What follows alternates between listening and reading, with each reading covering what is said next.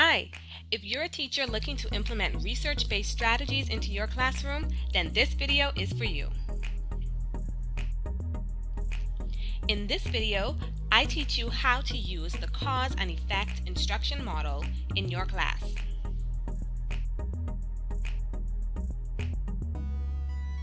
The cause and effect model takes students through a structured discussion where they must rely on inductive reasoning to explore a problem situation and determine the relationships between actions, aka causes, and subsequent events, or effects. The use of a graphic organizer helps facilitate the discussion. This model is very versatile and can be used in any subject area. Before instruction, you'll want to choose the data or the topic, action, or problem that you want your students to analyze. This can be a question, or it can just be a broad concept, like radioactivity. Step 2. Ask for causes and support for those causes. For example, in this lesson on radioactive emissions, you may ask, what causes radioactive emissions? Step 3. Ask for effects and support.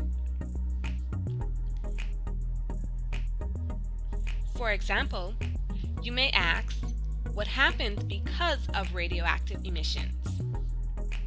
If you're teaching this lesson virtually, you'll want to copy and paste student responses from the previous step into each subsequent slide. This helps students keep track of their responses and monitor their thinking throughout the discussion. When trying out this model for the first time, you may want to skip step 4 and step 5 until students are more comfortable with these types of discussions. Step 4. Ask for prior causes and support. For example, where did radioactive atoms come from? This gets them thinking about aspects of the process that maybe are beyond their control. In other words, you're asking them to consider the origin or the starting point. This may be the most difficult for students just trying this model. Step 5. Ask for subsequent effects and support.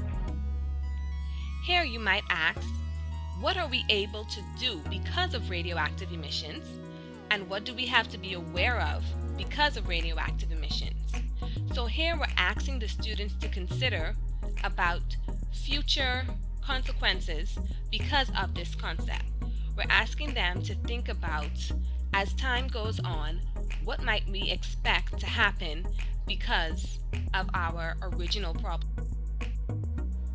They can begin to brainstorm solutions to problems and think about taking action.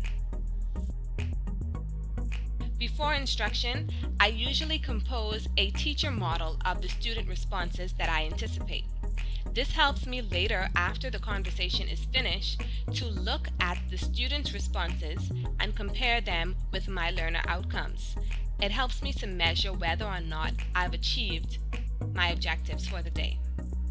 Keep in mind, students have very unique perspectives and different levels of prior knowledge, so your table of student responses may not look anything like what they actually come up with, and that's okay. After the table is completed and students have given responses at each step, it's now time to allow them to synthesize their thoughts and summarize the information. Note, at this point, patience is key. I'm going to say it again, patience is key. You must allow the students to go through the motions in order to strengthen their thinking capabilities. Adequate wait time is critical as students practice the skill of summarizing. It's okay if their words are small.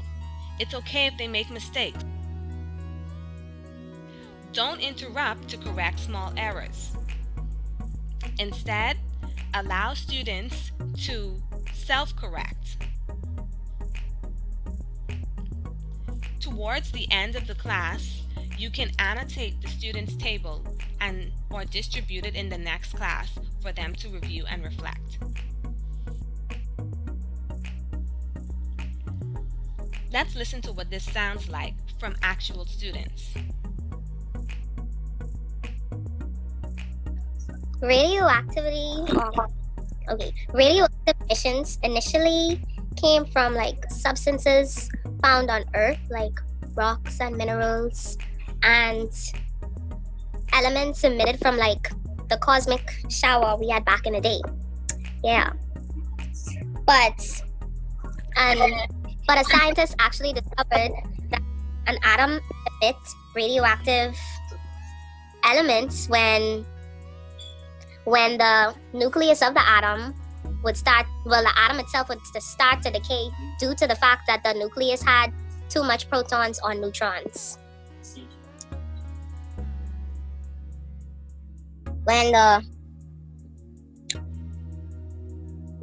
nuclei is unstable, it will emit radiation, and that radiation will come from several sources, like the ground, from minerals and fossils from dead animals and plants,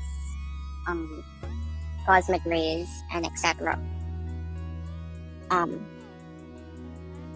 And these radiation causes the nucleus to change its properties, such as its mass. And when we have access to radiation, it would benefit us by helping us to see the internal body, like the bones, if there's any fractures, any cancerous thing in our body. And if not careful with protective gears to cover our faces and our bodies completely, and using certain materials that will prevent it from escaping and touching our skin, we can die. Or we could have some kind of sickness in our body, mutation, and etc. Very good job. That was a little harsh at the end. We can. I think some other things happen before we get to that point, but good job. It should be noted that at this point, if you're teaching virtually, the data table should be removed from the screen.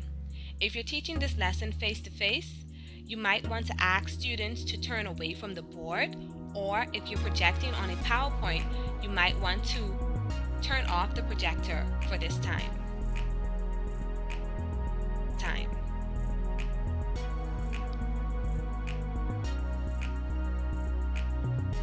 After students have summarized and you're satisfied that they have a good grasp of the concept, you can go ahead and annotate the student table and fill in anything that they may have missed that you really want them to get, and correct any misconceptions. Finally, I wanted to include a comparison of adaptations that can be made for face-to-face and virtual lessons. If you are teaching face-to-face, you might want to record answers on the whiteboard and then have students copy the completed chart in their notebook. As a form of assessment, students can draw mind maps or flowcharts. This can be an exit ticket as well. In a face-to-face setting, students can meet in small groups to evaluate the discussion process. If you are teaching this lesson virtually, you can record answers in a PowerPoint or slides presentation that can be presented to the class. Students can also create flowcharts and mind maps using sites like Creately and MindMeister. I will link those in the description below. Students can use online discussion boards to evaluate the discussion process asynchronously. Thank you for watching all the way to the end of this video. If you like this content, please subscribe. Don't forget to hit the notification bell so you don't miss any future videos. Share with somebody. And until next time, happy teaching!